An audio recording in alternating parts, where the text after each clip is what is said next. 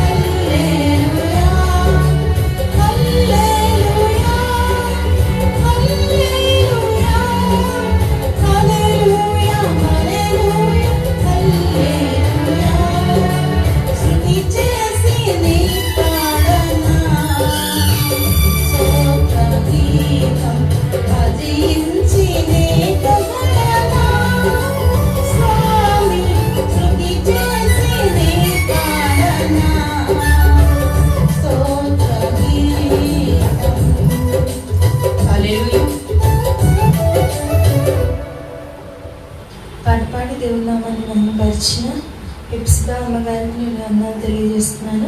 ఇప్పుడు మన మధ్యలో ఉన్న రత్నం పాస్టర్ గారు వచ్చి ఒక పాట పాడి దేవుడి నామాన్ని మహిమపరచాల్సిందిగా కోరుకుంటున్నాను.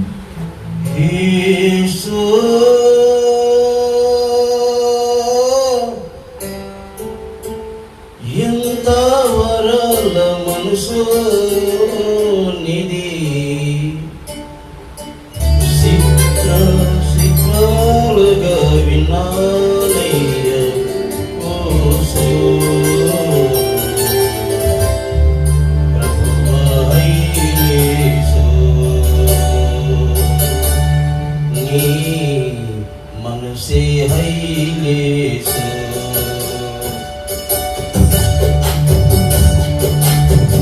ప్రభువైసు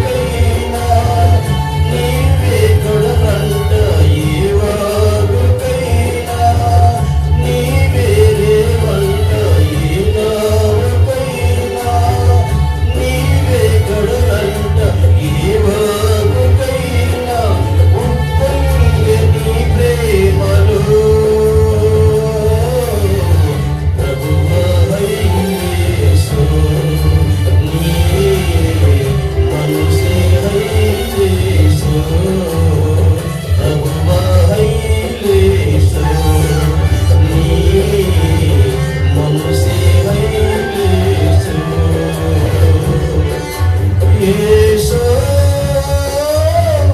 ఎంత వరల మనసు నీది చిత్రముగా వినాలై యేసు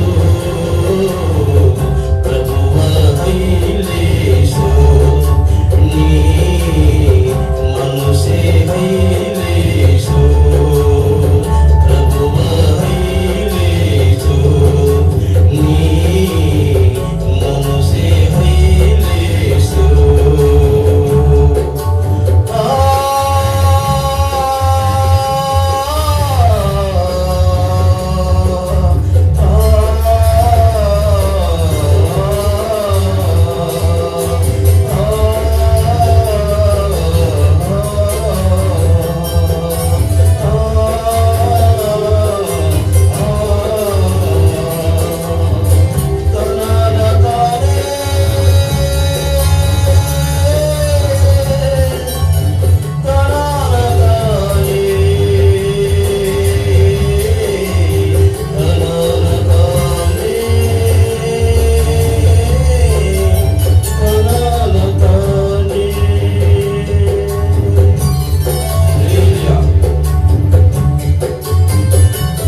పాట పాడి దేవుని నామాన్ని మహిమపరిచిన రత్న పాస్టర్ గారికి నేను వందనాలు తెలియజేస్తున్నాను. ఇప్పుడు మన మధ్యలో ఉన్న హరీష్ అంటే నన్ను వచ్చి ఒక పాట పాడి దేవుని నామాన్ని మహిమపరచాల్సిందిగా కోరుకుంటున్నాను. హల్లెలూయా.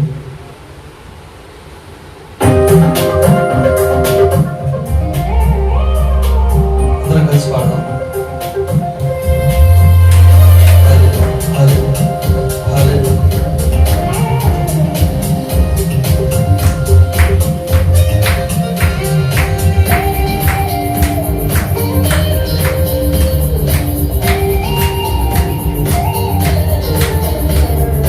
నా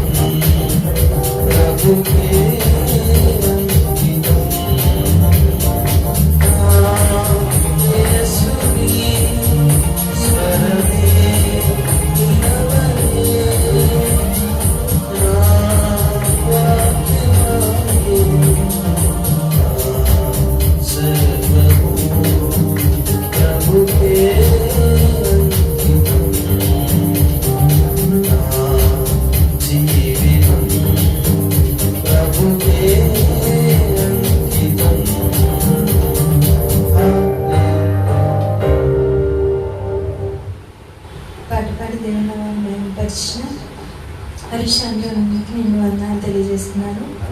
ఇప్పుడు మన మధ్యలో ఉన్న ఆనందం వచ్చి ఒక పాట పాడి దేవుడు నామాన్ని మహిమపరచాల్సిందిగా కోరుకుంటున్నాను. హల్లెలూయా. Praise the Lord. హల్లెలూయా.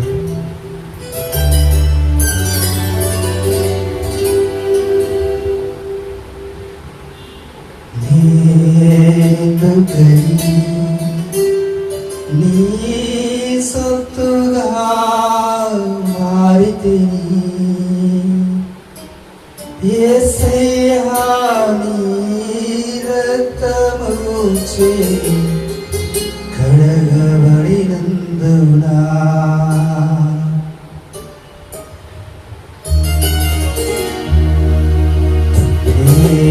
నేనెందుకని సత్తుగా మారితిని యేసయ్యా, నీ రక్తముచే కడగబడినందునా నీ అనాది ప్రణాళికలో ఆశించెనునా హృదయ సీమా.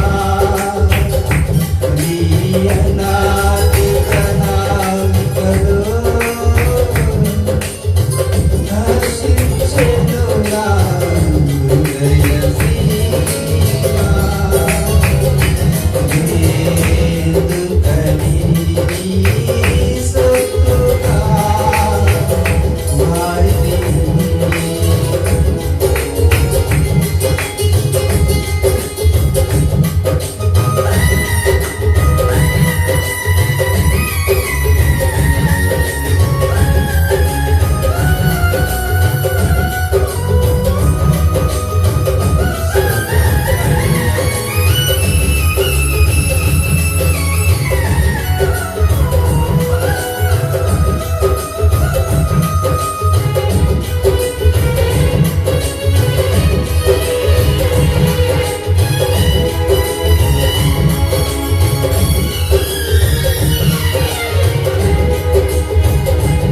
నీ పరిచర్యను ముట్టించుటే నా నియమమాయెనే. నీ సన్నిధిలో నే పొందుకోరి నీ స్నేహితురాలైతిని.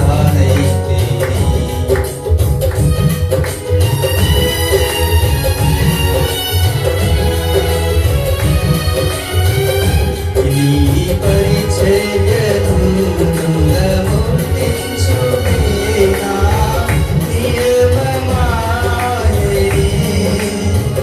నీ సన్నిధిలో నే పొందుకోరి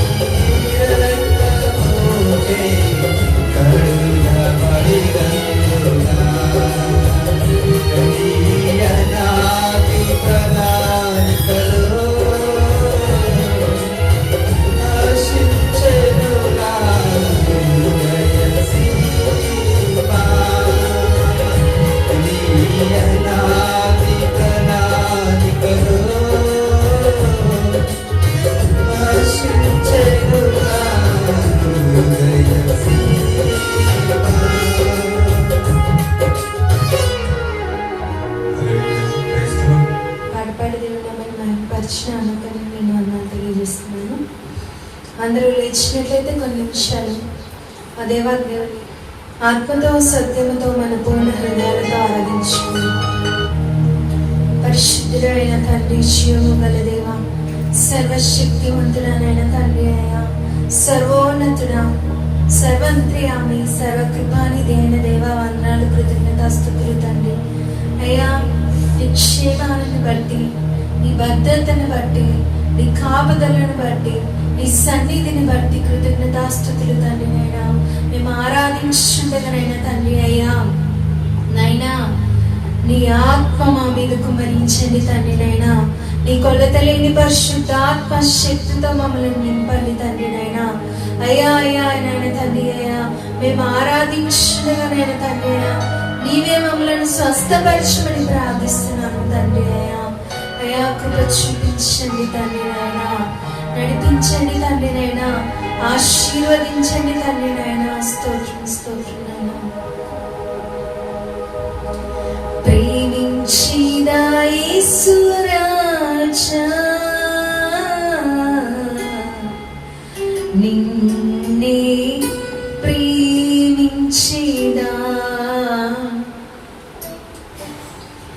ప్రేమించిదా యేసు రాజా, నిన్నే ప్రేమించిదా.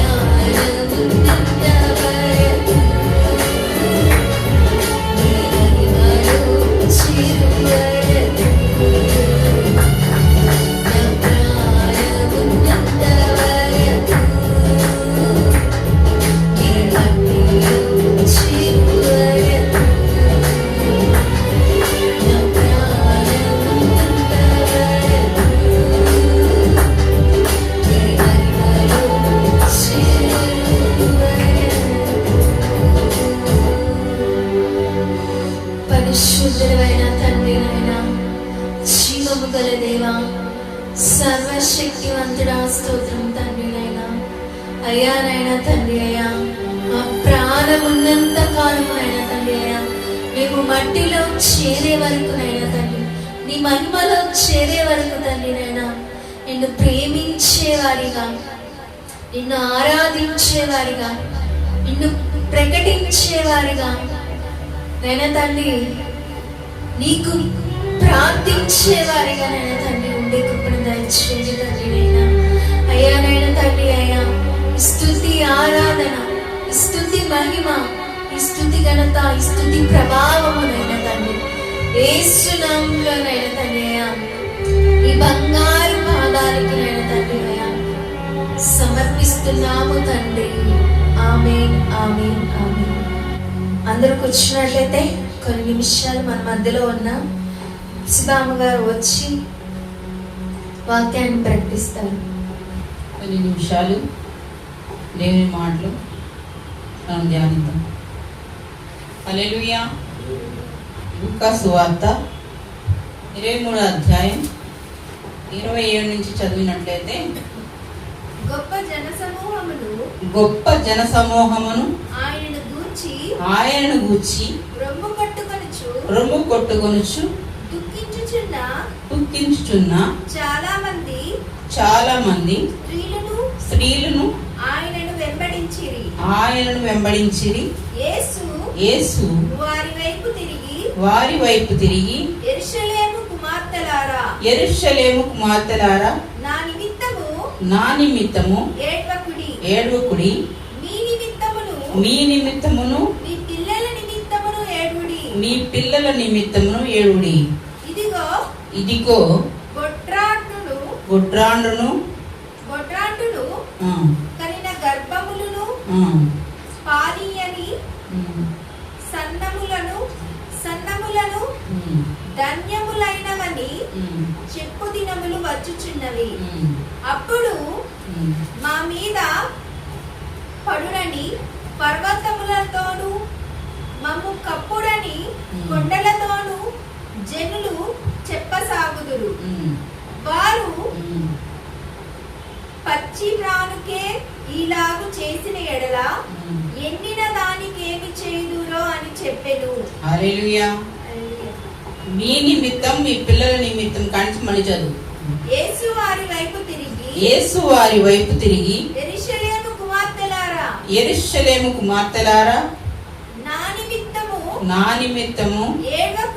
ఏడ్వకుడి, మీ నిమిత్తమును మీ పిల్లల నిమిత్తమును ఏడుడి. ఇదిగో గొడ్రాండును కనని గర్భములను పాలియని స్తన్యములను ధన్యములైనవని చెప్పు దినములు వచ్చుచున్నవి. అప్పుడు మా మీద పడుడని పర్వతములతోను మమ్ము కప్పుడని కొండలతోను జనులు చెప్పసాగుదురు. వారు పచ్చి మ్రానుకే ఇలాగు చేసిన ఎడల ఎండిన దానికి ఏమి చేయుదురో అని చెప్పాను. హల్లెలూయా. ఈ వాక్య భాగాన్ని బట్టి ఒక్క నిమిషం ప్రార్థన చేసుకుందాం. మహాపరిశుద్ధుడైన మా దేవుడో తండ్రి, మీకే వందనాలు, స్తుతులు, స్తోత్రాలు చెల్లించుకుంటున్నాం ప్రభా. మీ వాక్యం ధ్యానిస్తుండగా నాయన మాకు పరిశుద్ధాత్మ సహాయం మాకు దయచేయండి. ఇందులో ఉన్న ప్రతి మర్మాన్ని మాకు బయలుపరిచి సహాయం చేసి మేము దీన్ని బట్టి ఏమి నేర్చుకోవాలో మాకు నేర్పించి సహాయం చేయమని యేసు నామములో ప్రార్థిస్తున్నాము తండ్రి. హల్లెలూయా. గొప్ప జన సమూహము ఆయన గుచ్చి రొమ్ము కొట్టుకొనుచు దుఃఖించుచున్న చాలా మంది స్త్రీలు ఆయనను వెంబడించి. హల్లెలూయా. ఈ సన్నివేశం మనకు తెలుసు కదండి. ఇది ఎక్కడంటే యేసయ్యని సిలువ వేసినప్పుడు, ఆయన సిలువ మోసుకొని ప్రయాణిస్తున్నప్పుడు అక్కడ ఎవరుంటారు? జనులు ఉంటారు కదా. ఆయన వెనక జనాలు పిలుచు ఉన్నప్పుడు ప్రభువారు ఆగి ఒక్క నిమిషం ఆ బాధలో నుంచి, ఆ వేదనలో నుంచి కూడా ఒక్క నిమిషం ఆగి ఏం చేస్తున్నాడు? యెరూషలేము కుమార్తెల వైపు చూశాడు. హల్లెలూయా. ఎవరి వైపు చూశాడండి? యెరూషలేము కుమార్తెల వైపు చూసినట్లుగా బైబిల్ గ్రంథంలో రాయించబడి ఉంది. చూడండి, ఇక్కడ వారందరూ వెంబడిస్తున్నారు ఆయన్ని. యేసు వారి వైపు తిరిగి, యెరూషలేము కుమార్తెలారా, నా నిమిత్తం ఏడవకుడి, మీ నిమిత్తం, మీ పిల్లల నిమిత్తం ఏడుడి. హల్లెలూయా. ఈరోజు దేవుడు ఏం మాట్లాడుతున్నాడంటే, నా గురించి మీరు ఏడవ అవసరం లేదు. ఎందుకంటే నా తండ్రిని మొరపెట్టుకుంటే కొన్ని వేల సైన్య దూతలు వచ్చి ఆయన్ని వారి చేతుల మీదుగా తీసుకువెళ్తారు. హల్లెలూయా. ఏమండి? కొన్ని వేల దూతలు వచ్చి ఆయన చేతుల మీదుగా, ఆ దూతల చేతుల మీదుగా ఆయన్ని తీసుకెళ్తారు తండ్రి వద్దకి. అంత శక్తి దేవుడు, అంత శక్తి కలిగిన దేవుడు మన దేవుడు. అయితే ఎందుకంటే మన పాపాల నిమిత్తం, మన శాపాల నిమిత్తం ఆయన శిలువ మరణం పొంది మనని విడిపించడానికి మాత్రమే ఈ శిలువ యాగం చేసినట్లుగా మనం చూస్తున్నాం. ఇక్కడ ఏమంటున్నాడంటే దేవుడు, యెరూషలేము కుమార్తెలారా, నా గురించి మీరు ఏడవద్దు, కానీ మీ పిల్లల గురించి, మీ గురించి ఏడవండి. ఈ రోజుల్లో భార్యాభర్తలు అయితే బాప్తిసం తీసుకుంటున్నారు. ఏమండి? పిల్లలు బాప్తిసం తీసుకుంటున్నారు, తల్లిదండ్రులు బాప్తిసం తీసుకోవట్లేదు కదండి. ఇలా ఉంది అనమాట కొన్ని గృహాల్లో. దేవుడు ఏం చెప్తున్నాడంటే, ముందు మనం ఏం చేయాలంటే ప్రభు గురించి ఏడవటం కాదు. మనం ఏం చేస్తాం? బలలో చేయాలంటే ప్రభు చేసిన ఆయన త్యాగాన్ని జ్ఞాపకం చేసుకోవచ్చు, కానీ ప్రభు మరణించాడు అనే ఫీలింగ్ మనలోకి రాకూడదు. మన నిమిత్తం, మన పాపాల నిమిత్తం ఆయన త్యాగం చేస్తాడు. అది ఆయనకై ఆయన చేసిన త్యాగం. అది ఎవరు ఆయన్ని ఏమీ చేయలేదు. దేవుడు ఏమంటున్నాడంటే, ఈరోజు మన పిల్లల గురించి చాలామంది తల్లిదండ్రులు వారి హ్యాపీగా చక్కగా, ఇక మన పిల్లలే కదా, ఎక్కడో వారి పనులు వాళ్ళు చేసుకుంటూ ఉంటారులే, వాళ్ళ జాబులు, వాళ్ళు మరి వారి ఉద్యోగాలు, మనం అనుకుంటూ ఉంటాం. కానీ మన పిల్లల విషయమై మనం ప్రార్థించట్లేదని దేవుని వాక్యం మనకి ఈరోజు సెలవిస్తుంది అనమాట. ఎందుకంటే అమ్మ నా కోసం ఏడవద్దు, మీకోసం, మన కోసం, మన పిల్లల కోసం ఏడవాలి అంటున్నాడు దేవుడు. చాలామంది ఏంటంటే చక్కగా భార్యాభర్తలు హ్యాపీగా రెడీ అవుతారు, రాత్రికి వెళ్ళొచ్చేస్తారు. పిల్లల పరిస్థితి ఏంటండి? పిల్లలు ఇంట్లో ఉండి టీవీ చూస్తామో, లేకపోతే ఏదన్నా క్యారమ్స్ ఆడుకోవడము. మీరు ఆడుకున్నానా, మేము వెళ్ళి మందిరానికి వెళ్ళి వచ్చేస్తామంటాం. కానీ దేవుడు వాక్యం ఏంటంటే, మన గురించి, మన పిల్లల గురించి మనం ఏం చేయాలి? ఏడవాలి. ఏం చేయాలండి? మన గురించి, మన పిల్లల గురించి, వారి చిన్ననాటి నుంచే వారి గురించి మనం ఏం చేయాలండి? ఏడవాలన్నమాట. చూడండి, వయసుకు వచ్చిన వాళ్ళు ఎన్నో యాక్సిడెంట్ల ద్వారా, ఎన్నో ప్రమాదాల ద్వారా మరి మరణిస్తున్నారు. మరి వాళ్ళ తల్లిదండ్రులు పరిస్థితి ఏంటండి? వారు దేవరాజ్యం వెళ్తారండి. వాళ్ళు సడన్గా దేవుడు తెలుసుకోకుండా, ఆత్మీయ జీవితంలో ఎదగకుండా, ఏమండి సడన్గా యాక్సిడెంట్లు అయ్యి, లేకపోతే మరి సముద్రంలోనో, మరి ఎక్కడైనా సరే ప్రమాదాలు ఎక్కడైనా జరుగుతాయి కదండి. మనం టీవీలో వార్తలు చూస్తూ ఉన్నాం, ఎక్కడైనా ప్రమాదం జరుగుతుంది. కానీ వాళ్ళు మరణించినప్పుడు పరలోకం వెళ్ళాలి. వాళ్ళు తల్లిదండ్రులకు మన బాధ్యత ఏంటంటే, వారికి దేవుడు అంటే తెలియజేయాలి, వాళ్ళకి రక్షణ అంటే తెలియజేయాలి, వాళ్ళని రక్షణ మార్గంలో నడిపించేటట్టు మనం ఏం చేయాలి? ఏడవాలి. ఇక్కడ పరిశుద్ధాత్మ దేవుడు ఏమంటున్నాడంటే, మరి నా గురించి ఏడవద్దు, మీరు మీ గురించి, మన ఆత్మీయ జీవితం గురించి, మన పిల్లల గురించి ఏడవాలి. పర్వాలేదులే, నేను నా భార్య బాప్తిసం తీసుకున్నాం, హ్యాపీగా సండే ఆదివారం మందిరానికి వెళ్తాం, అన్ని వాటిలో పాల్గొంటాం. మన పిల్లల పరిస్థితి ఏంటండి? మన పిల్లలకు భక్తి వద్దా? దేవుని రాజ్యం వద్దా? మన పిల్లలకి కావాలా వద్దండి? చెప్పండి. హల్లెలూయా. మన పిల్లలకి దేవరాజ్యం కావాలా వద్దా? మన ఒక్కళ్ళమే దేవరాజ్యం వెళ్తే సరిపోతుందా? దేవుడు ఈరోజు మనతోనే మాట్లాడుతున్నాడు. మన ఒక్కళ్ళమే దేవరాజ్యం వెళ్ళటం కాదండి, మన పిల్లల గురించి ఎవరు ఏడవాలండి? మన తల్లిదండ్రులమైన మన గురించి, మన పిల్లల గురించి ఏడవాలని దేవుడు వాక్యం ద్వారా సెలవిస్తున్నాడు. సియోను కుమార్తెలారా, సీయోను కుమార్తెలు ఎవరండి? మనమే. ఆయన వెంబడించేవారు ఎవరు? మనమే. మన గురించి దేవుడు మాట్లాడుతున్నాడు. మన పిల్లల కోసం ఏడుస్తున్నామా రోజు? కనీసం ఒక 10 నిమిషాలు, ప్రభువా నా కుమారుడు మారుమనసు లేదయ్యా, నా కుమారుడు నిన్ను తెలుసుకున్నాడు కానీ మరి మీ ఆత్మీయంగా ఉండట్లేదయ్యా, కుక్కతోక ఎలా ఉంటారో అలాగే ఉందయ్యా తన జీవితం అని మనం ప్రార్థన చేస్తున్నామా? కొంతమంది జీవితాలు అంతేనండి. కుక్కతోక ఎంత తీసినా వంకర పోతండి, పోదు, అలాగే ఉంటుంది.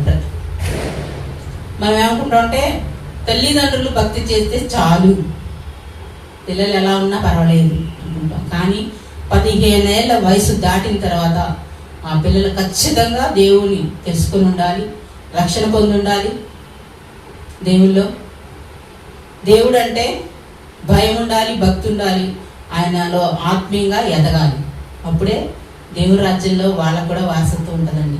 మనం ఇక్కడ ఎన్ని ఆస్తులు సంపాదించినా, ఎన్ని ఇల్లు కట్టించినా, ఎంత బంగారం కొన్నా, ఎన్ని కార్లు కొనిచ్చినా, ఎంత ఫ్లైట్లో తిప్పినా కూడా దేవుని రాజ్యం వాళ్ళని చేర్చదు. కేవలం నీ పశ్చాత్తాపమైన ప్రార్థనే, ఏడవటం వల్లే వాళ్ళు మారుతారు.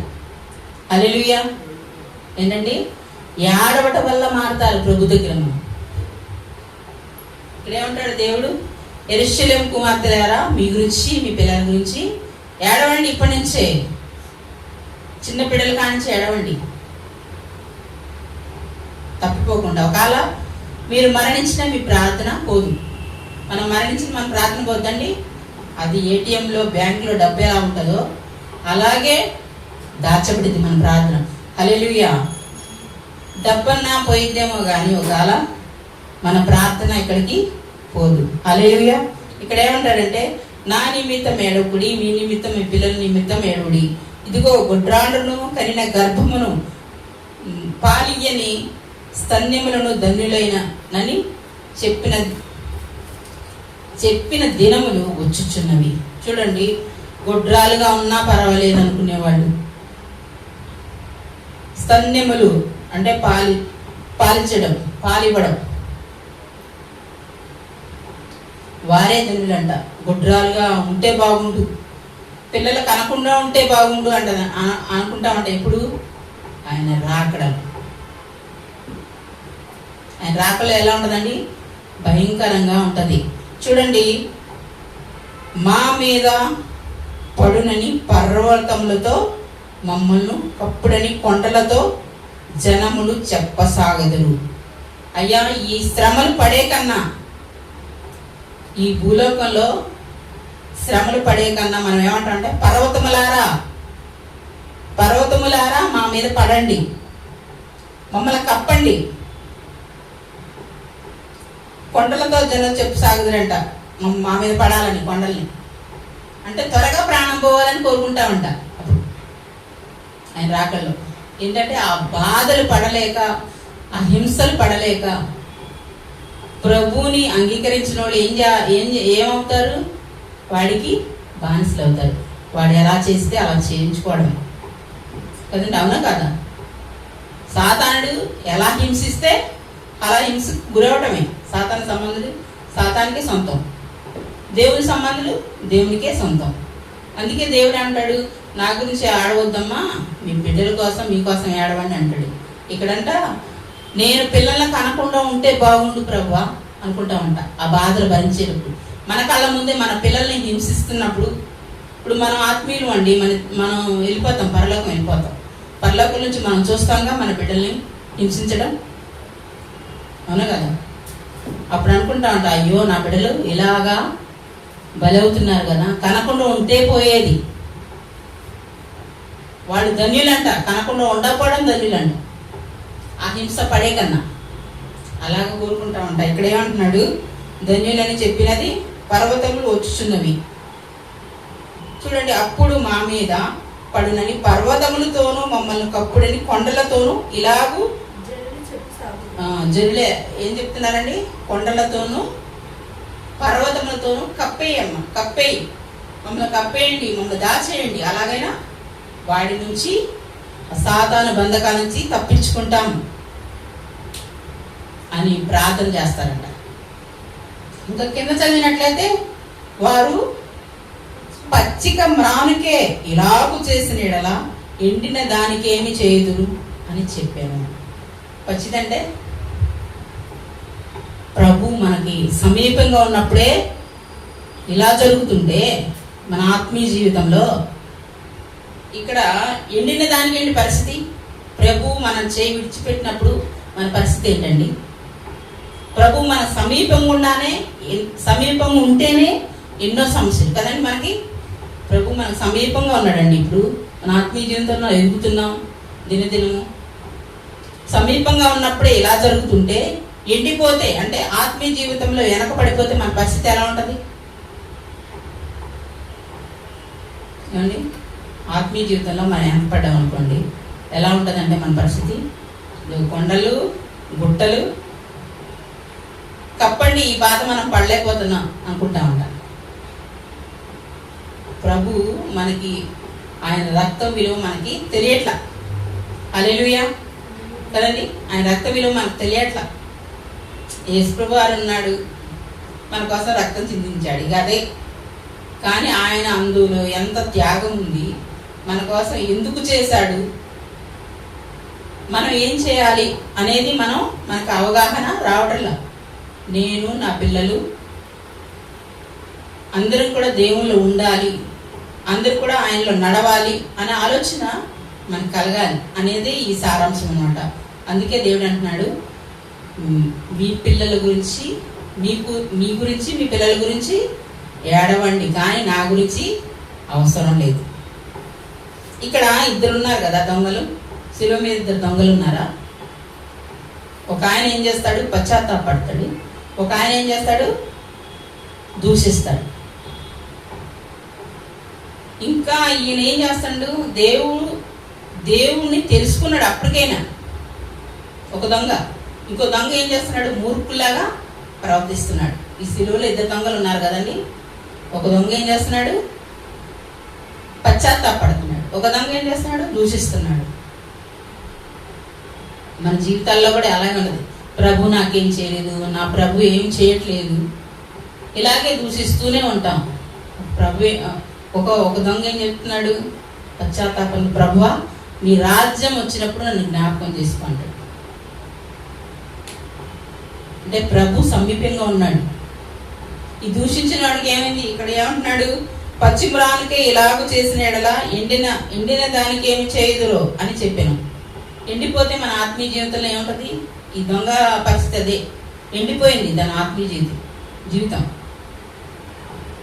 దొంగ ఏం చేస్తాడంటే అప్పటికప్పుడు దేవుని విలువ తెలుసుకొని, ఆయన శక్తిని తెలుసుకొని, ఆయన ఆశ్రయించినప్పుడు వెంటనే దేవుని రాజ్యానికి వెళ్ళాడు. ఆయన నువ్వు నాతో కూడా పరదేశంలో ఉంటావు అని వాగ్దానం ఇచ్చేస్తాడు. ఇప్పుడు ఈ సారాంశం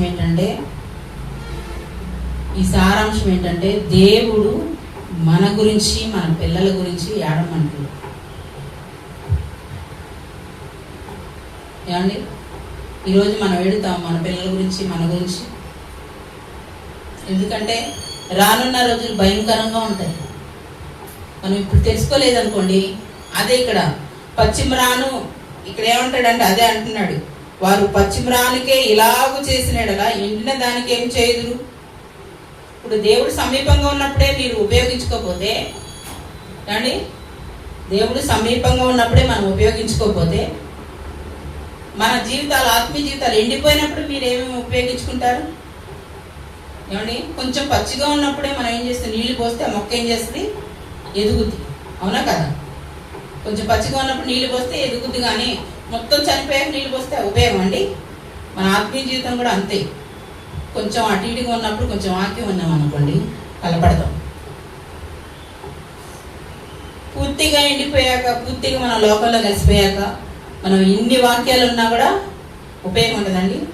మొదటి స్థితి కంటే కడపటి స్థితి భయంకరంగా ఉంటుందని దేవుని వాక్యం సెలవిస్తుంది. అదే ఇక్కడ వాక్య భాగం అన్నమాట. అందుకే ఏమంటాడంటే సమయం ఉన్నప్పుడే మన గురించి మన పిల్లల గురించి ప్రార్థించండి. యెరూషలేము కుమార్తెలారా నా గురించి ఏడవద్దు, మీ పిల్లల గురించి మీ గురించి ఏడవండి. ఒకవేళ మీరు ఆత్మీయ జీవితంలో చల్లారిపోయి మన కళ్ళ ముందే భయంకరమైన స్థితి జరుగుతున్నప్పుడు అప్పుడు అనుకుంటామంట, ప్రభా ఇప్పుడు మనం భార్యాభర్తలం అండి, భార్యాభర్తలం పరలోకంలో ఉంటాం. మన పిల్లలు నరకంలో ఉన్నప్పుడు మనం అప్పుడు ఎలా ఉంటుంది? అయ్యో మన పిల్లల్ని కనకుండా ఉండటమే మంచిదేమో, అనవసరంగా నరకానికి అప్పగించాం అనే భయము, బాధ, మనకి ఎంతో వేదన అనమాట. అయ్యో నా పిల్లలు అలా నరకం పడే కన్నా ఒక్కసారిగా ఏదన్నా వచ్చి మరణమైతే బాగుండు, మరణం అయిపోతే బాగుండు అనిపిస్తుంది కదండి. అందుకనే దేవుడు ఏం చేస్తున్నాడంటే, దేవుడు ఏం చెప్తున్నాడంటే ఈ రాత్రి మన కుటుంబం కోసం, మన ఇద్దరం కాదండి, భార్యాభర్తలమే కాదండి, దేవుడు రాజ్యమే లేదు, మన కుటుంబం అంతా కూడా వెళ్ళాలి. బిడ్డలు కూడా అనుకోవచ్చు, నా తల్లిదండ్రులు కూడా వృద్ధాప్యంలో ఉన్నారు, దేవుడు తెలుసుకోలేదు, వాళ్ళు కూడా పరలోకం వెళ్ళాలి అని వారి గురించి ప్రార్థన చేయాలి. దేవుడు ఉచితంగా ఇచ్చాడని మరి ఆయన చేసిన త్యాగాన్ని నిర్లక్ష్యం చేయొద్దు. ఏమండి, ఆయన చేసిన త్యాగాన్ని నిర్లక్ష్యం చేస్తే ఏముండదు, ఉపయోగం ఏమి లేదు. అందుకనే పశ్చిమరానుగా ఉన్నప్పుడే, మన ఆత్మీయ జీవితం కొంచెం పచ్చిగా ఉన్నప్పుడే ఏం చేయాలంటే ఇంకా దాన్ని డెవలప్ చేసుకోవడానికి, మన ఆత్మీయ జీవితం ఇంకా ఎదుగుదల జరగటానికి మనం ముందుకు సాగాలి. కానీ పూర్తిగా ఎండిపోయాక మనమేమీ చేయలేము అనేది వాక్య భాగం అన్నమాట. అలాగే ప్రార్థిద్దామా, మన బిడ్డల గురించి, మన గురించి తల వంచుకుందాం. దేవుడు ఈ వాక్యాన్ని దీవించుగాక. మహాపరిశుద్ధులైన మా దేవుడు తండ్రి, మీకు వందనాలు, స్తోత్రాలు ప్రభా. అవును తండ్రి, యెరూషలేము కుమార్తెలారా నా గురించి ఏడవద్దు, మీ కోసం, మీ బిడ్డల కోసం ఏడవండి అని వాక్యం ద్వారా మాతో మాట్లాడి ఉన్నారు ప్రభా. వారు పడుతున్న హింసలు చూసి నాయన మేము అంగలార్చినప్పుడు ప్రభా ఏమి చేయలేరప్పుడు తండ్రి, ఉన్న సమయాన్ని బట్టి మేము వినియోగించుకొని ప్రభా మీ మార్గంలో నడిచే బిడ్డలుగా మమ్మల్ని సిద్ధపరచండి ప్రభా. నేను నా భర్త మారితే పర్వాలేదులే, లేకపోతే పిల్లలు, నా తల్లిదండ్రులు మారపోయినా పర్వాలేదు, మేము మారాం కదా అనుకునే బిడ్డలు ఉన్నారు ప్రభా. వారందరినీ ఒకసారి జ్ఞాపకం చేసుకోండి ఆయన. మీరు సమీపంగా పశ్చిమరానుగా ఉన్నప్పుడే ప్రభా మిమ్మల్ని వెంబడించే కృపను మాకు అనుగ్రహించండి నాయన. అయ్యా మా ఆత్మీయ జీవితాలు ఎండిపోయినప్పుడు ప్రభా నాయన ఏ మాత్రం కూడా నాయన ఇంకా నాయన మిమ్మల్ని వెంబడించలేము ప్రభా. అయ్యా తండ్రి, ఈ రాత్రి నాయన మమ్మల్ని దర్శించండి. బిడ్డల కోసం అంగలార్చే తల్లులుగా, అయ్యా బిడ్డల కోసం అంగలార్చే తండ్రులుగా మమ్మల్ని సిద్ధపరచండి ప్రభా. ఎందుకంటే తండ్రి నాయన మీరు అక్కడ సమీపంగా ఉన్నది ప్రభా. అయ్యా నేడో రేపో తెలియని ఈ రోజుల్లో తండ్రి నాయన అయా చుట్టుపక్కల జరుగుతున్న ప్రతి సన్నివేశాన్ని బట్టి అయా తల్లిదండ్రులు భయపడాలి తండ్రి. ఆత్మీయ జీవితంలో నాయన విశ్వాసులందరూ భయపడాలి ప్రభా. ఎందుకంటే భయపడవద్దని చెప్తారు, కానీ తండ్రి భయపడేది కేవలం తండ్రి అయా ఈ లోకంలో జరుగుతున్న వాటి గురించి నాయన. అయా తండ్రి వాటి గురించి కాదు ప్రభా, మా ఆత్మీయ జీవితం తొలగిపోకుండా ఉండేటట్లు నాయన మేము భయపడకుండా మీ కృపను అనుగ్రహించండి ప్రభా. ఎందుకంటే తండ్రి నాయన అయా నాయన ఈ రోజు నాయన మందిరానికి వచ్చినప్పుడు అయా నాయన ప్రభా ఈరోజు మందిరానికి వచ్చిన వాళ్ళు ప్రభా అయా బయట నాయన భయంకరమైన పరిస్థితుల్లో ఉంటున్నారు ప్రభా. ఆత్మీయ జీవితం నాయన ఉట్టిగా నాయన గోస్తల వెళ్ళిలాగా మారిపోతుంది ప్రభా. అలా మారకూడదు తండ్రి. అయా మీలో స్థిరంగా ఉండే కృపను మాకు అనుగ్రహించండి. మా బిడ్డల కోసం నాయన, మా కుటుంబం కోసం నాయన, మా సంఘం కోసం ప్రభా, మా దేశం కోసం అంగలార్చే బిడ్డలుగా ఉన్నట్లు సహాయం చేయమని ప్రార్థిస్తున్నాం తండ్రి. అయా తండ్రి నాయన వచ్చిన బిడ్డలందరినీ దీవించండి ప్రభు, ఆశీర్వదించండి. అయా తండ్రి నాయన బిడ్డలు నాయన గర్భిణితో ఉన్న బిడ్డలను జ్ఞాపకం చేసుకుని ఆయన సందీప్ వాడి మిస్సెస్ని, అలా హానోపాడు మిస్సెస్ని జ్ఞాపకం చేసుకుని వాడి కుటుంబాన్ని ఆశీర్వదించండి ఆయన. చక్కని బిడ్డలను వారికి దయచేయమని ప్రార్థిస్తున్నాం ఆయన. అయా రత్నపాష గారిని కూడా జ్ఞాపకం చేసుకోదండి, వారి కుటుంబాన్ని జ్ఞాపకం చేసుకో, వారి బిడ్డలను జ్ఞాపకం చేసుకోదండి. స్తోత్రాలు. అలాగే తండ్రి రాలేని బిడ్డలను జ్ఞాపకం చేసుకోదండి. కొట్టి గారి కుటుంబాన్ని జ్ఞాపకం చేసుకోవాలి, బిడ్డలను జ్ఞాపకం చేసుకోదండి. స్తోత్రాలు ప్రభు. వారి వారి అవసరాలను యేసునామములో తీర్చండి. సందీప్ వాళ్ళ కుటుంబాన్ని, అనుకోళ్ళ కుటుంబాన్ని నాయన వారికి ఉన్న ప్రతి అవసరతను తీర్చమని ప్రార్థిస్తున్నాం ప్రభు. స్తోత్రాలు నాయన. అయా అయా అలాగే నా కుటుంబాన్ని, నా బిడ్డలను కూడా జ్ఞాపకం చేసుకుంటుంది. అంగలార్చే కుటుంబాలుగా ఉన్నట్లు సహాయం చేయమని ప్రార్థిస్తున్నాం ప్రభా. అయా మీరు దొరికినప్పుడే మేము స్వీకరించాలి తండ్రి నాయన. అయా తండ్రి అయా రాను పచ్చిగా ఉన్నప్పుడే ప్రభా మేము దాన్ని నాయన మేము నాయన ఉపయోగించుకోవాలి తండ్రి. అయా మా పరిశుద్ధతను నాయన ఇంకా నాయన నాయన అధికం చేసుకొని మా పవిత్రతను అధికం చేసుకోవాలని మీ వాక్యం సెలవిచ్చింది ప్రభా. అటు కృపను మా అందరికీ దయచేయండి ప్రభా. ఇంకా నాయన మా కుటుంబంలో మా బిడ్డలు నాయన మా తల్లిదండ్రులు ఎవరైనా మారకుండా ఉంటే ప్రభా వారికి మారు మనసులు రక్షణ భాగ్యాన్ని వారికి దయచేయమని ప్రార్థిస్తున్నాం ప్రభా. అయ్యా తండ్రి నాయన ప్రభా ఈ ప్రార్థన ఇంకా ఆగకుండా సాగే కృపను అనుగ్రహించండి. అనేక మంది వచ్చే కృపను మీరు నాయన మాకు దయచేయమని ప్రార్థిస్తున్నాం ప్రభా. ప్రతి విషయంలోనూ అయ్యా తండ్రి ప్రతి విషయంలో నమ్మకంగా నాయన చేసే కృపను మాకు అనుగ్రహించమని ప్రార్థిస్తున్నాం ప్రభా. రాలేని బిడ్డలకు మరొక తరుణం దయచేయమని ప్రార్థిస్తున్నాం. బలారాధన రేపు వారం తీసుకొచ్చుండగా అందరినీ కూడా సిద్ధపరిచి బలపరచమని ప్రార్థిస్తున్నాం. సమతగంతా మహిమ ప్రభావాలు మీరు ఒకరే పెట్టుకున్నాయి. నజరేడైన యేసు శక్తి కలిగిన నామములో ఈ ప్రార్థన అడిగిపోయినాం తండ్రి. ఆమేన్ ఆమేన్. తండ్రి అయిన దేవుని ప్రేమ, కుమారుని యొక్క కృప, పరిశుద్ధాత్మ త్రియేక దేవుని అన్యోన్య సహవాసం మనకును సకల పరిశుద్ధులకును సదా తోడైండి నడిపించును గాక. Amen amen amen. Praise lord.